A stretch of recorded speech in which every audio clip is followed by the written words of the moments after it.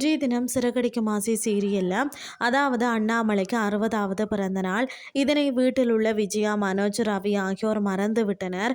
ஆனால் அண்ணாமலையின் நண்பர் கோவிலுக்கு சென்று அர்ச்சனை செய்துட்டு வீட்டிற்கு வந்து அண்ணாமலைக்கு தனது வாழ்த்துக்களை தெரிவிக்கிறார்.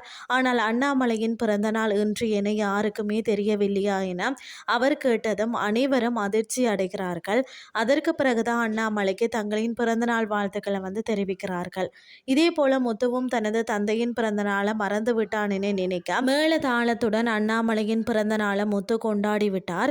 முத்து, மீனா இருவரும் அண்ணாமலைக்கும் விஜயாவிற்கும் புதிய துணி வாங்கி கொடுத்தார். அண்ணாமலைக்கு அவங்க பிறந்தநாள் வாழ்த்தெல்லாம் கூறி கேக் வெட்டி பிறந்த நாளை கொண்டாடி இருக்கிறாங்க. குடும்பத்தில் இருக்கிறவங்க எல்லாருமே மகிழ்ச்சியாக இருக்கும் இந்த சமயத்தில் அண்ணாமலைக்கு பிறந்தநாள் வாழ்த்து தெரிவிக்க அங்க ரோகிணியும் வாரார். அவரை கடுமையாக திட்டி அங்கிருந்து அனுப்பி விடுகிறார் விஜயா. அதற்கு பிறகு அண்ணாமலையின் பிறந்தநாள் கொண்டாட்டத்தை தொடர்ந்துதான் முத்து தனது புதிய வேனுக்கு கோவில பூஜை போடுகிறார்.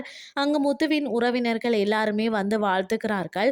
சீதாவும் தனது வாழ்த்துக்களை தெரிவித்துட்டு கோவிலுக்குள்ள சென்று சாமி தரிசனம் செய்கிறார்.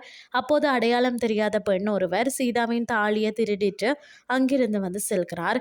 கழுத்துல தாலி இல்லாததை பார்த்து அதிர்ச்சி அடைகிறார் சீதா.